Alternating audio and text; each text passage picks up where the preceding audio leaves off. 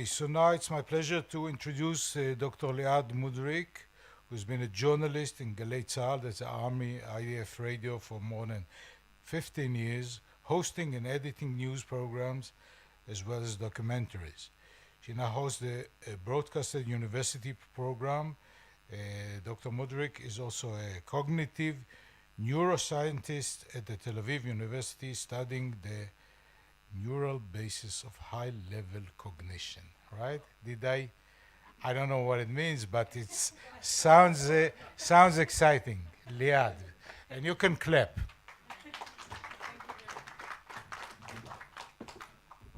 Thank you. Let me first say that I'm truly honored to be here. As Uri said, I've started as a journalist 18 years ago when I was 18. And in Israel, I don't know if you know, but one of the two biggest radio stations is the IDF radio. It's actually a radio station of the army. And paradoxically enough, it's one, at least for me, it's one of the best places to work because the censorship is almost not there. As opposed to what you may think. There are no political, there are political pressures, but I didn't feel them most of the time. And there are no economical pressures, which is also very important. And I've been working there at the beginning I was a reporter about law and justice and about welfare, and then started to host some shows. And later on, I became more absorbed in the academia, doing all the things that Uri says he doesn't understand, but I'm sure he does. Basically studying what happens in the brain when we think about concepts and when we understand the relations between concepts. And today, for me, as I've said, it's a big honor to be here because as a journalist, a young one and then an older one, I've always looked for the more principled discussion about what journalism is. And apart from the action and the scoops and the running after stories, I also wanted to understand the DNA of being a journalist and the principles that brought the people that do this, that have this privilege to be a journalist and to have it as a profession, to understand what motivates them and what drives them. And I was also looking for inspiration. And gladly enough, I think that today's discussion will give us both inspiration and principles and ideals and values of what it is like to be a journalist, especially in countries that make it much harder to be a journalist. So I'm very happy to welcome Aleksey Simonov, the president of the Glasnost Defensive Foundation. Feel free to. And Yavuz Baydar, Turkish columnist and blogger, co-founder of P24, the platform for independent media, recipients of the special award of the European Press Prize, which he shared with the Guardian and Der Spiegel. Hello, feel free to take the microphone. Thanks a lot. To make you comfortable, yes, my journalism started just 59 years ago.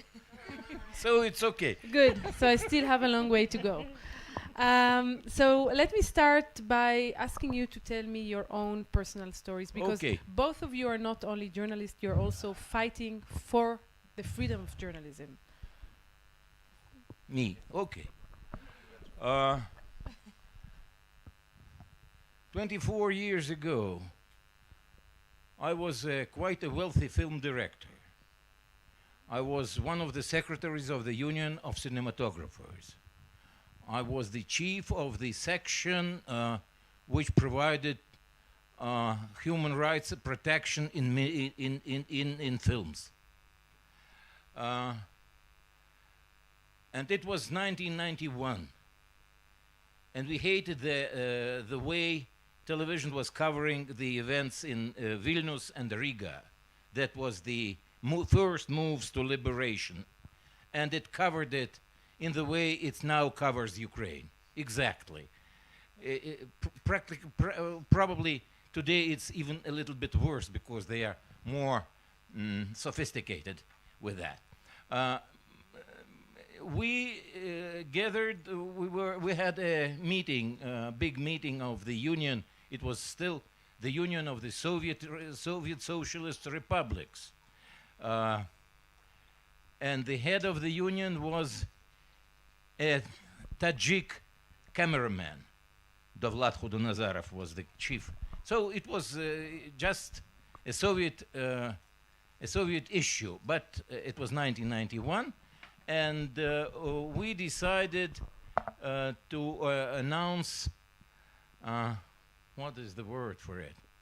Sarka, как будет boycott? It was a boycott. That's as easy as that. Yeah. Thank you. We announced boycott against Central Television. It was absolutely idiotic because it was impossible. You can boycott television if you don't look at it or if you don't appear on it. But we have forbidden them to show our films, although we didn't have these rights because we were not the owners of the rights for films. But nevertheless, and we said that we shall not come and take part in their any kind of shows. Then we addressed the television journalists, saying that we ask them to join us. Well, do believe me, not a single journalist did join us. Even those who were at the moment the most liberal in their shows, but nevertheless. On the second day, we thought of it better and decided that if they join us, they will lose their jobs. We don't lose anything. They might lose their jobs. So we decided to organize a foundation which would support them while they will be supported, while they join us in our protest. Did it work? Did it work? Well, I'm still the president of this Glasnost Defense Foundation. Did it work? It did, of course, but not for the journalists. Yeah, that was we were joined by filmmakers, we were joined by dancers, ballet people, and others, but not a single journalist joined us. I had to think better, but I didn't. So this is how this started. In June, today is the end of May, and on the 6th of June is our birthday. That was the first press conference we had in 1991. On the 6th of June, there was a big press conference in the Union of Cinematographers. And we announced that we are starting this foundation. It has already more than 200,000 rubles, which was quite a sum at the moment, which is now nothing, but then it was quite a big sum. And people who wanted to join us, we didn't really understand what we should be doing. But we thought that we shall, this way or that way, try to protect the opportunity of being free. We were modest. We didn't call it protection of freedom of speech. I appreciate our modesty because up till now, I prefer this Glasnost version because as to me, there is no real freedom of speech. In Russia? Never, no, in the world. Because the freedom of speech is a line of horizon. It's imagined. It's not real. We all move to it. Some are more near it, some are farther from it, but we all move to it, and we never reach it. And it will be never reached, which is good, because people have to move. Life is moving. So this is how it started. And should I go on with the story? Because yeah. So let's do that. So let me ask Yavuz a few questions, and then no, because we want to also have a chance to hear from both of you at the same time. Let us share it. Yes, exactly. Okay. And you also paid a personal price for your willingness to tell the truth, so to speak. because you were fired. Right. Well, my story was a rather bumpy one, actually. To take it from the beginning, very briefly, it began in Sweden as a journalist. I ended up in Sweden. I basically left Turkey for political reasons. I was what I call sort of a loose dog, anarcho-liberal, not belonging to any kind of political flock. But I was 17, and then, that was the second part of the 70s, a lot of trouble, a lot of violence, like in Greece, Italy, without those times. So I felt, why not? I mean, just like that. So I left for Sweden and to continue my studies. And that was the studies, cybernetics, another complicated issue like yours. And don't ask me what I was studying, because I'm still trying to figure out. Cybernetics. But basically we were studying an utopia called Internet, 79. And then I was aimless, and I suddenly realized that there was a search for radio reporters in Swedish radio. I thought, why not? And I tried it. And that was the entry, port of entry. And that was some months before the military coup in Turkey. And we suddenly found ourselves in that small section in Turkish, main news source, because everything was banned, basically. 12th of September, 80 through 84, 83, 84. So that journey was first radio, television, to cut it short, then print journalism. I covered a lot of things in Scandinavia. Later on, for a Turkish newspaper comparable to Haaretz or El País, called Cumhuriyet, which was the only reference daily at that time. Very courageous paper. And later on, it became a coverage of the collapse of the Soviet Union. So I visited a lot, Estonia, etc. So I was bored with Sweden after a while, because it's like a small province where nothing is happening. Even the number of planes landing and taking off is not limited. I wanted to say the sun is shining, but it's not really shining either. So well, it shines when it shines. I returned to Turkey by way of London BBC. So I continued my work there. And then it was a very bumpy, very problematic environment, where the quality of journalism is comparable to that of Israel, Italy, England, etc., but with very high risks, or higher risks. So you face a lot of consequences, institutional, etc. So like what? Let's be more specific. What would be a consequence to lose your job? You get fired. You can end up in jail. You can end up in court. You can end up in being excommunicated, or sidelined, sent to smaller jobs, etc. All sorts of methods. And but at the same time, there has always been a hardcore, steel core of journalists there, good editors, good human resources. So I continued. By the end of the 1990s, I became the first one to introduce news ombudsmanship. I was the first news ombudsman in Turkey, which I still regret to have accepted, because it was hell. You had to act like, house critic, but it demanded a lot of psychology. You had to be a therapist. You had to, because writing against your colleagues is fun. It's a lot of joy, but it's a lot of torture as well, with the consequences. So that led me to my first historic firing, because I exposed a total fabricated story in 2004 by Liad, where I was working. It was a story about the Kurds, injected by the military, and it was complete fabrication from A to Z. So and pure propaganda. I was fired by the proprietor, who took the side of the lies, and that of course echoed a lot in the world at that time, because I was president of the International News Ombudsman Organization, at PLUS, So then I continued, and 15 years of ombudsmanship ended again with another firing, this time in Gezi Park protests. I became one of the first in the wave of people being fired. And I will, maybe Aleksey will continue, but when he's done, I will share with you a brand new movie that we did, a documentary, which will reflect reflect Turkey today. I am one of the at least 1,500 journalists who have been fired since June 2013. Gezi Park, 1,500, you say? approximately, according to trade union figures.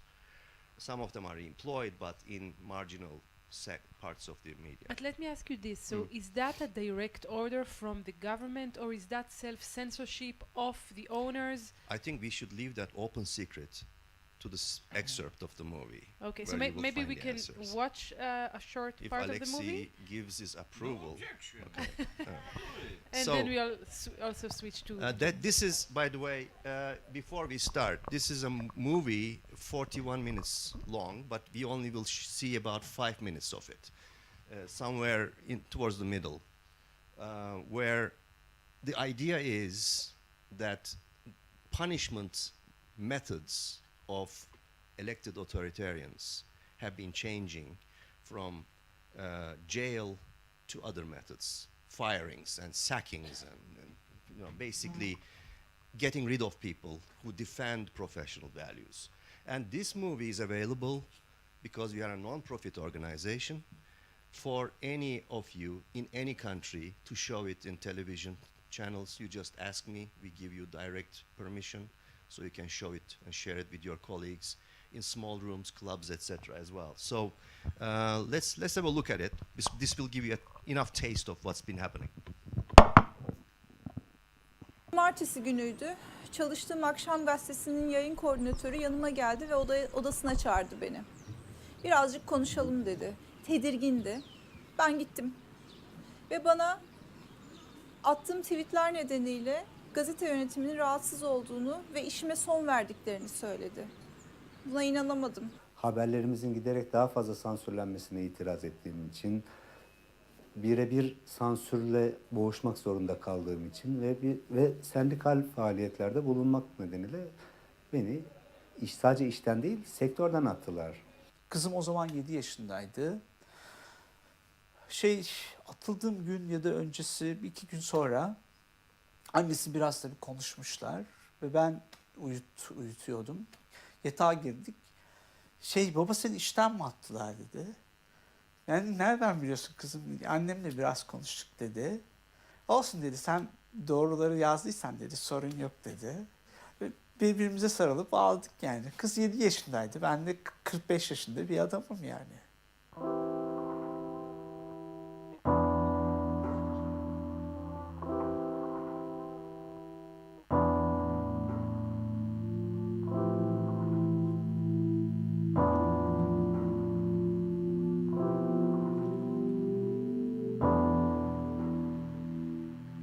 Ben 46 yıllık gazeteci Hasan Cemal.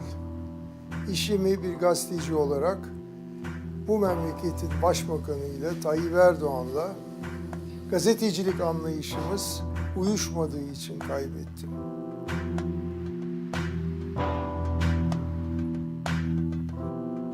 Her zaman söyledim. Bir kısım medya hiçbir zaman yanımızda olmadı diye. Ve bu medyanın bazı uzantıları, kalemşörleri şunu yazıyor. Devlet yönetmek başka bir şey, gazete yapmak farklı bir şey. Attıkları manşetlerle, köşe yazılarıyla neymiş? Gazetecilik yapıyorlarmış.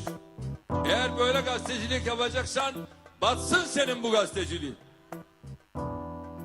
Başbakan çıkıyor Balıkesir'de, bassın sizin gazeteciliğiniz diyor.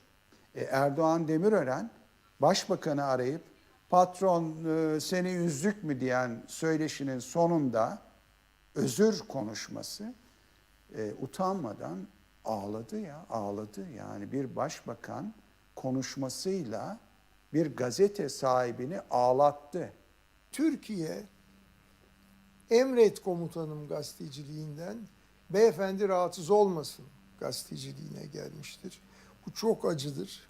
En ufak bir haber, yani bir gazetenin bilmem 27. sayfasının en dibindeki küçük bir haberle ilgili olarak veya televizyondaki bir altyazıyla, televizyonda bir söylemiş cümleyle ilgili olarak gelip ya beyefendi bundan çok rahatsız oldu, beyefendi buna çok sinirlendi, beyefendi buna çok bozuldu, beyefendi bunu okudu çok bilmem ne oldu demeye başlayınca Ben içimden şöyle geçtim. İçimden geçince bunu söyledim. Dedim ki ya kardeşim başbakan bununla mı uğraşıyordur ya? Başbakan herhalde kalkıp sen dedim kraldan çok kralcılık yaparak onlar adına konuşuyorsun. Böyle bir şey olmaz. Fakat tapeler ortaya çıktığı zaman şoke oldum ben. Yani ülkeyi 80 milyona yaklaşan nüfusuyla büyük problemlerle boğuşan bir ülkeyi yöneten bir liderin bu kadar detay medya haberleriyle, medya analizleriyle uğraşması bana çok absürt geldi. Her odada maliye müfettişi vardı. Yani her odada hesaplara, kağıtlara bakan korktu. Medyayı patronları korkuttular. Yani ben mesela Aydın Doğan'la ilgili bir şey söyleyebilirim. Aydın Doğan kim ne derse desin, ben Aydın Doğan'ın iyi bir gazete patronu olduğunu düşünüyorum. Yani fakat Aydın Doğan şunla burun buruna geldi. Ya biz seni hapse atacağız, bütün mal varlığın elinden gidecek. Bir hatta işte 2 tane zibidi at. Gazeteler yayın yönetmenlerinin elinde değil. Gazeteleri hükümet komiserleri yönetiyor. Bu hükümetin atadığı komiserler yönetiyor.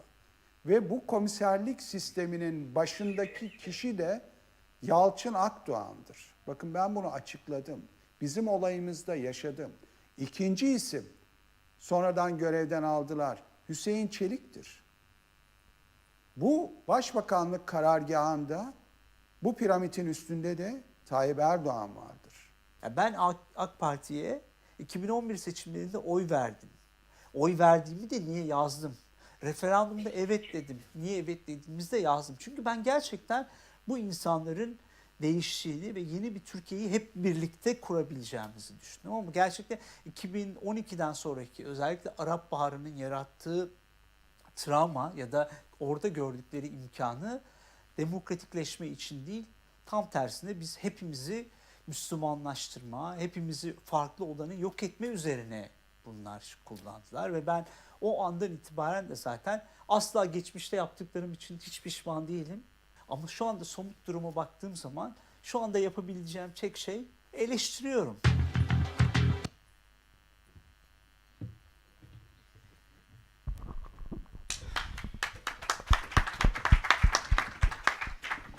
These are by all means shocking just testimonies. Well, if you watch the entire movie, you won't be able to sleep for about 3 days, I suppose, of horror. But this shows several things. But one thing is very clear, that there are very brave journalists in Turkey. And with this interview is about, this documentary is about three weeks old. It has already echoed a lot. A couple of opposition channels showed it. And second thing is, of course, it shows how the system works, how the dirty media order, as I call it, functions and is taking over like a gangrene, the entire system, the entire sector. It's a very well done piece of movie. Very well done. Okay, so I'm happy because I'm not a journalist now. You see, and they can't hire me. Nowhere to hire me from. I work in my foundation, it's an NGO. Fire, no, fire. Fire, of course. I'm not hired. I'm the president and I'm the, what you call the owner, and everything, which is a private, kind of a private NGO. But let me ask you, at this point in Russia, there are even greater dangers for journalists than being fired. Some of them are being murdered. Some of the Turkish journalists also were murdered, and brave people have, as we discussed, were in Turkey, literature much earlier than the nowadays. Liad means the latest years. Sure. Except Hrant Dink, we don't have that kind of horror in Russia. We have the horror of people being fired and jailed. You see, Not the murdered. problem is that in my country, it's absolutely other way of doing this very thing. So explain it to us. Well, it started with NTV, the best television channel, which belonged to Gusinski, which was very well trained in news reporting, and it was the best reporting system in the old television we had. Then they just took it from Gusinski, and there was no NTV. The new NTV has nothing to do. everybody was fired. They were not fired. The NTV was closed and reopened. These are the ways. I have also they an don't, NTV they story don't to tell. personalize their things. So it is absolutely another story. It has nothing to do with freedom of speech and with freedom of press. It is a financial problem of Gusinski, and that's all. They solved it by taking from him his belongings because he was in debt. But currently, you have many journalists who are fighting for their freedom of speech in Russia and paying a very high price for it. Well, journalists are not fighting. Journalists are writing. But that's their way or to doing fight. something else. In general, it is not their main goal. I appreciate that because they are now, some of them has changed profession. They stopped being journalists and became propaganda people. And it is a very numerous change in their attitude towards what is going on in the country. Because the worst criminal information coming from NTV. That very NTV. And by the way, it is headed on the first channel, the propaganda channel, the first propaganda channel, is headed by the former NTV anchor man, Dima Kiselyov.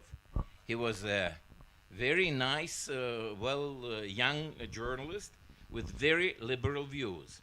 He is now the most, the hardest, yes, probably, the hardest propaganda producer. And he gets all his,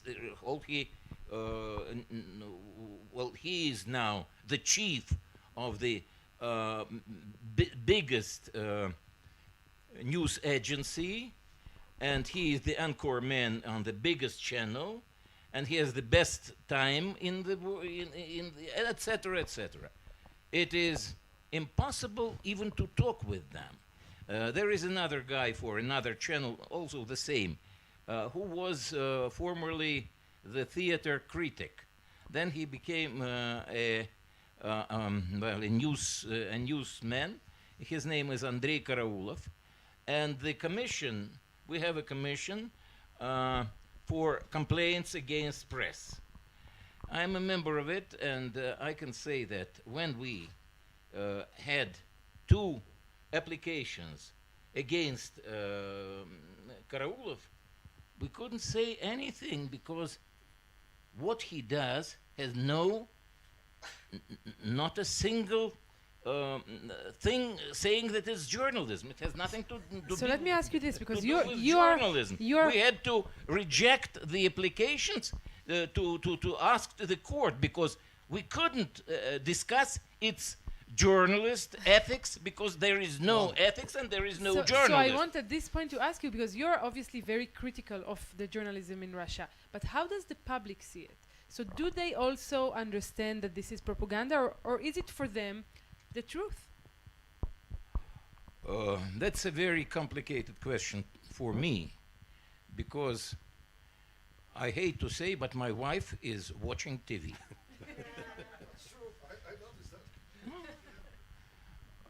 Last year we were together in Poland, where I received the prize of Association of Press Clubs for freedom of speech. She accompanied me. She was very nice, but she hates them.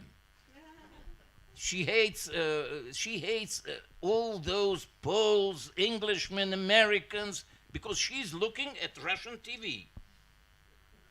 And it is the story of hatred. Happy to say she is religious, which makes her milder. But judging from this example, you're But basically that saying is my life. that And it is not exactly the public, not my public life. but judging from what you're telling, the propaganda works. Sure, it works fantastically. Well, 90% in the country are supporting Putin. 90%, not a single one. Well, out of 10, 9 are supporting him. It is something that can't be, you can't believe in it, but it is so. It is, and it is honestly so. It is not specialized information which brings figures up. No. There is nobody else. They don't believe anybody else.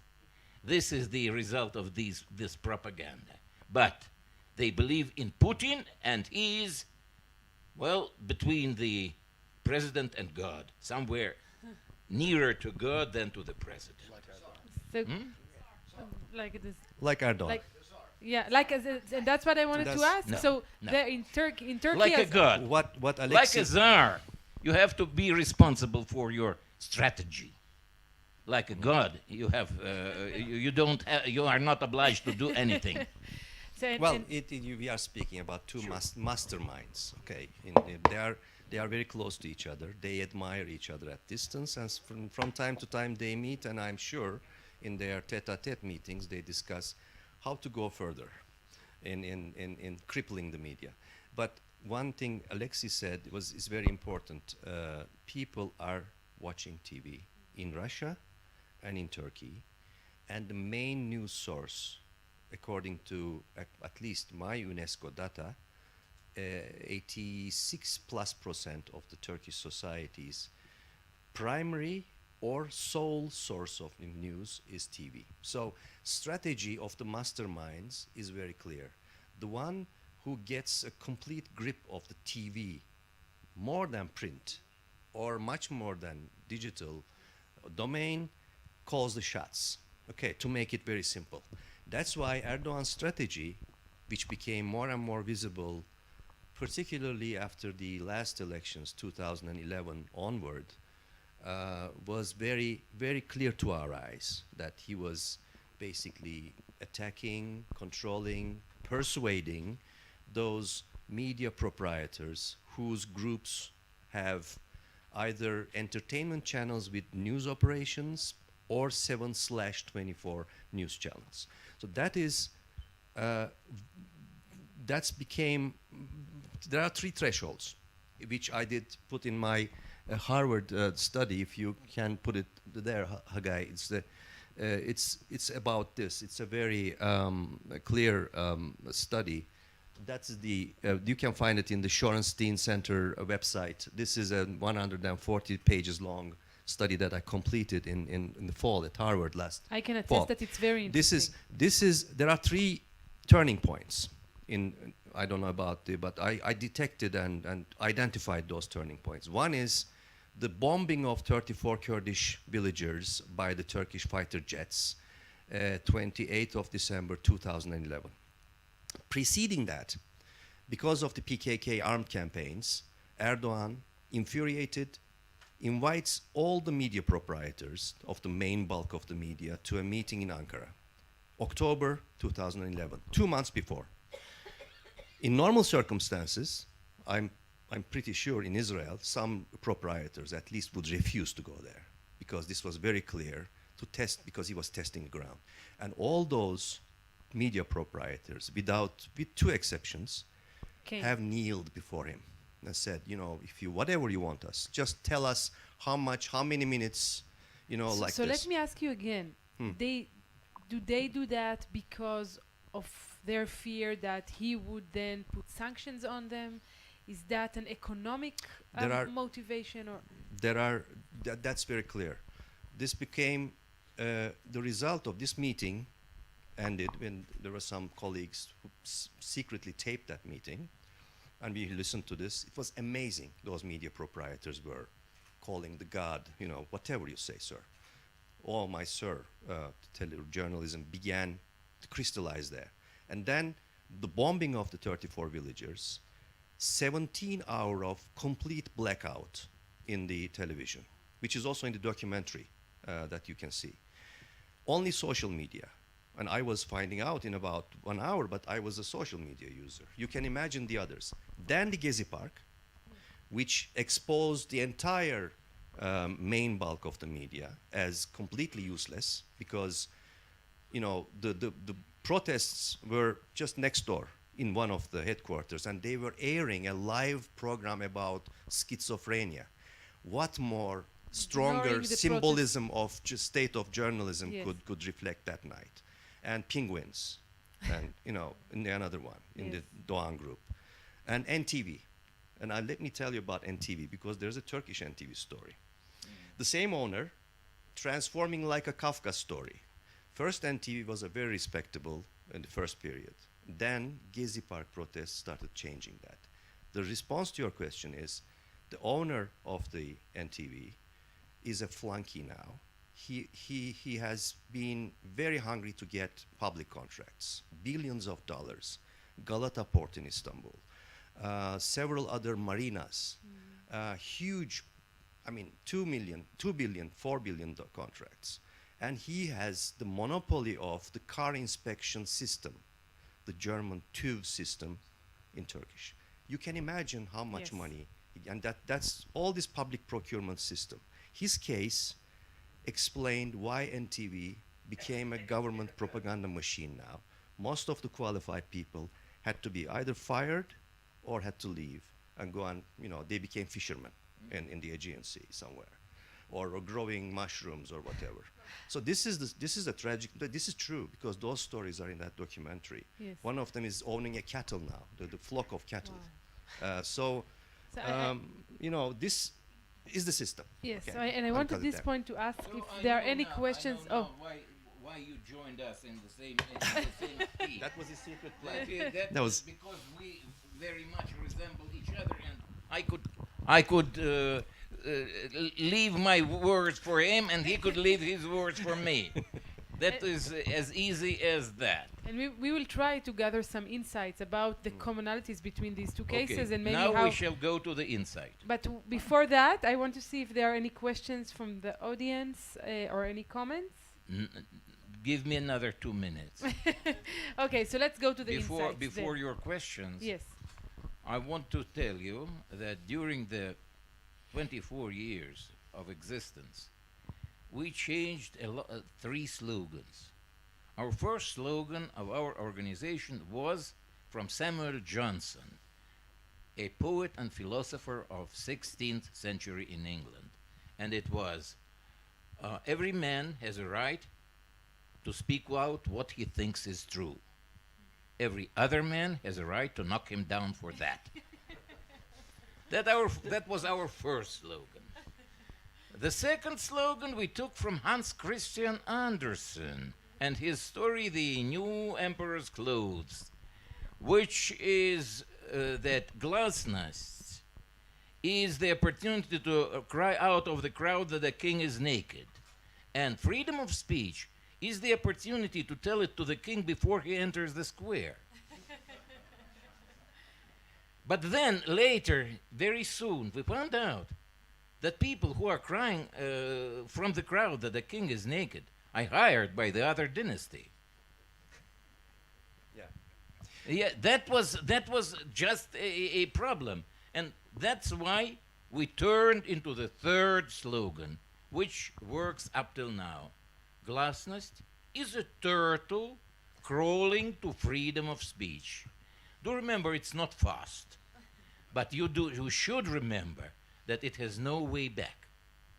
That's very important. Such corrupt systems create, as Aleksey said, its own Fausts.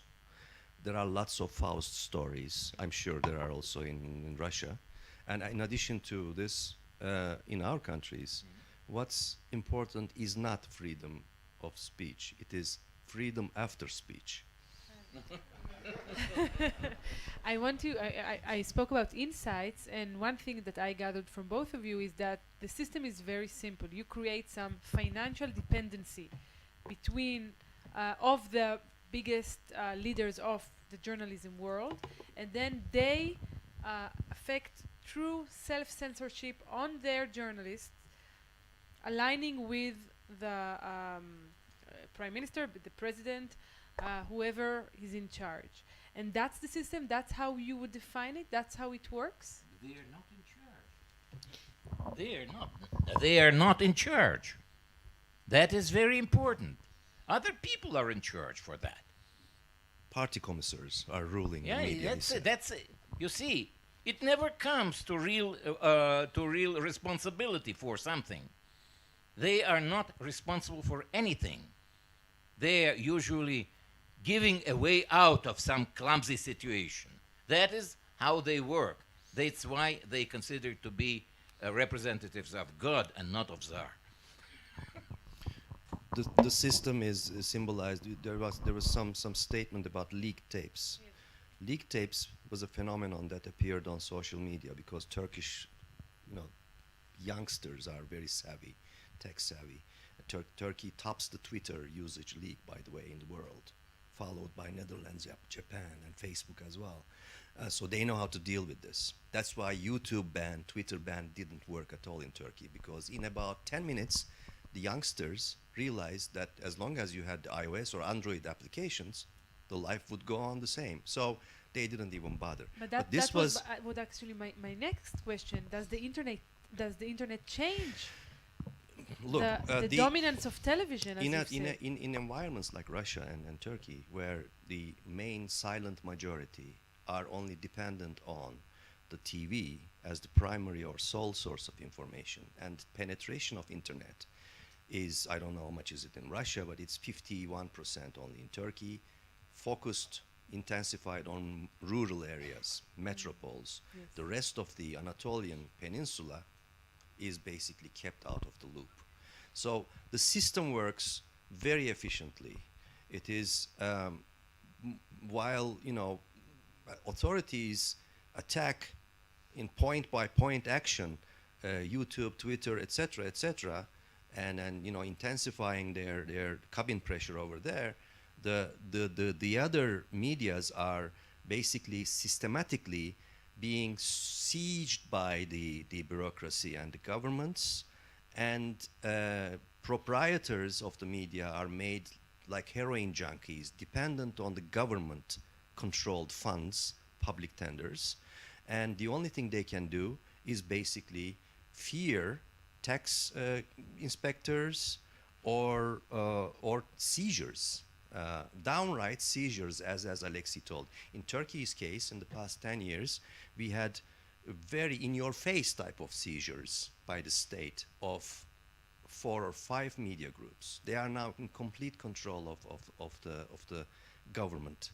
So what is happening is that old type of proprietors, media proprietors like Aydın Doğan, have not been seen as quote-unquote reliable by Erdogan government, because they are secular oriented and they are zigzaggy. As soon as they find, according to Erdogan, find an opportunity, they will flip out, they will cop out. That's why he was very busy creating its own, what we call, pool media. Yes. If you remember, the movies by Coppola, you know that there are, contributions by each and every member of the family to create a pool out of which you can open channels to finance the media outlets, which are very which go with losses. Yes. So this is what we end up with, what I coined the term as genetically modified media. This is where we are, because Turkey's case is, by far and further than Russia, is a case study. By the way, you know that now he attacked the New York Times. Every day there are stories. The recent story was that he was opening at an airport in Kurdistan part of Turkey, far by the Iraqi, and some critical outlets, media outlets, were banned from covering the event. The press council issued 2 hours ago a statement condemning the Erdogan and this thing, and then attacking New York Times as scolding it. These things are normalized now, but the main genetically modified media does not report these things anymore. And the flow of, look, the argument is, I don't know, maybe Aleksey, that because this is so interesting. All these evils. Yeah, the argument is, if you speak to, or if you, in the press conferences, Foreign Minister, Prime Minister Davutoğlu, etc., they will say, yes, but we have this pluralism, we have this diversity. Look, 400 columnists are attacking and defaming and humiliating the government. So what are you talking about that Turkish media is not free? this is like a blurring of the terms. We should make it very clear that freedom of the press, freedom of the media is not the same thing as freedom of opinion, as Aidan White also tried to put this morning. Freedom of the press is something that flows on the riverbed of freedom of expression. Freedom of expression is the midwife of freedom of media. So what this argument is sometimes being swallowed by the people outside, abroad, has nothing to do with reality, because what is being cut off and suffocated, is strangled, is the freedom to report stories, freedom to report news. Yes. You know, you can have, everybody's an opinion maker in this room. Opinion is the easiest thing today in digital world, but facts are the ones that are being held. the from the public. main criteria, that's the conclusion of my Harvard report, for measuring a state of media in any country is whether or not there is investigative journalism left in that country, and to what degree. Yes. That is the main criteria. I will follow him by telling you that the last thing we did, I've came to. So the situation in Russia seems a little bit better.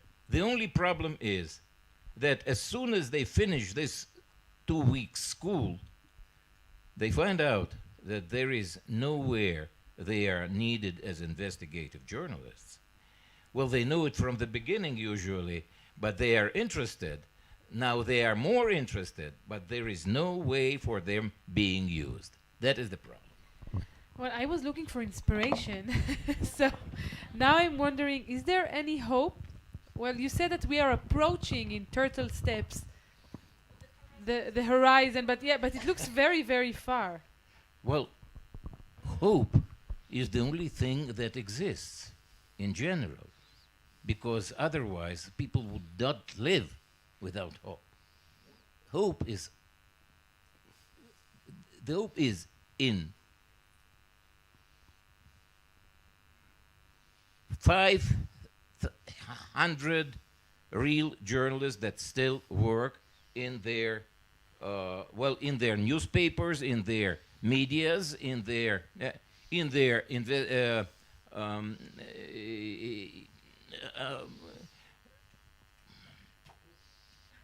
news agencies.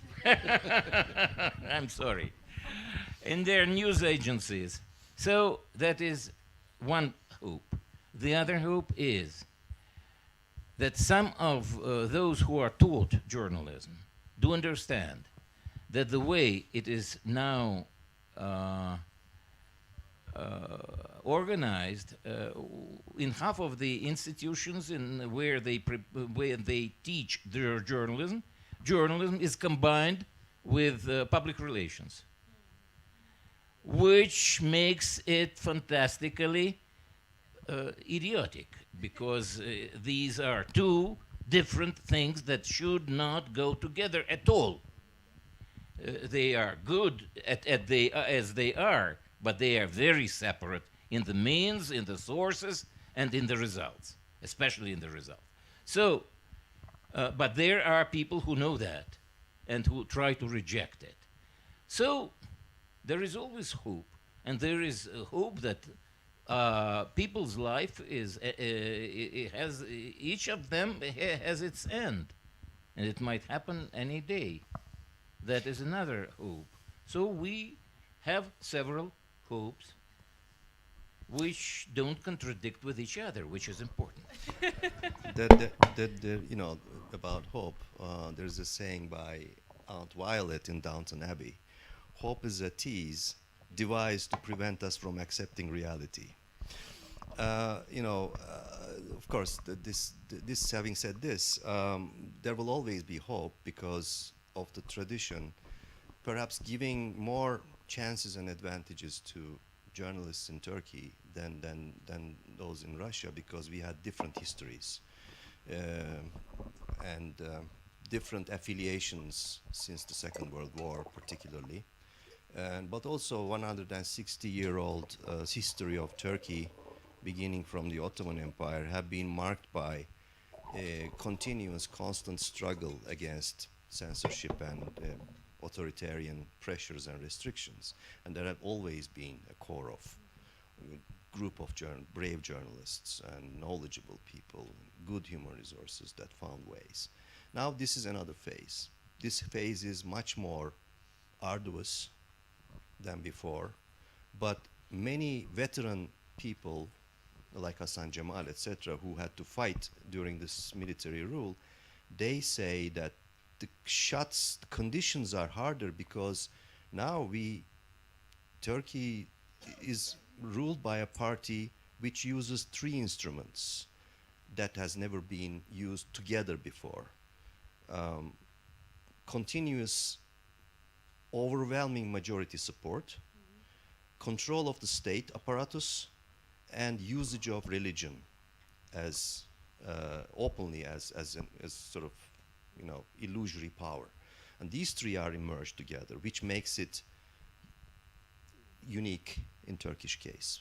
So what's happening is that while the media in the center is genetically modified, those who are seeking and trying to respond to their constitutional duties to inform the public are seeking ways to either partisan press, which is not very good news, of course, opposition, media, while others are trying to establish themselves with not much profit in websites.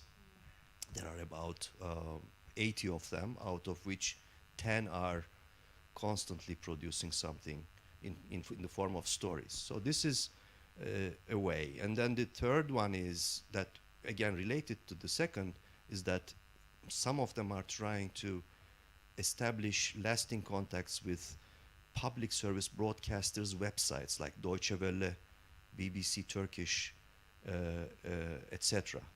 So this will give them a brand reliability, they hope. And I think that's where most of the hope is. The European, Western European broadcasters, public broadcasters, should feel more engaged because Turkey is part of Europe, yes, and it's far more important. The downfall of collapse of journalism will define and basically declare the collapse of any form of democratization. The equation is very clear. I want to thank you both for enlightening our eyes about the way things are both in Turkey and in Russia, and also for giving us a little bit of hope towards the end. And I can only hope that this hope would someday come true and that the situation will improve. Thank you very, very much. Thank you. Thank you for not asking us questions. I want to thank the panelists, Aleksey and Yavuz, and thank you, Liad, for a wonderful session.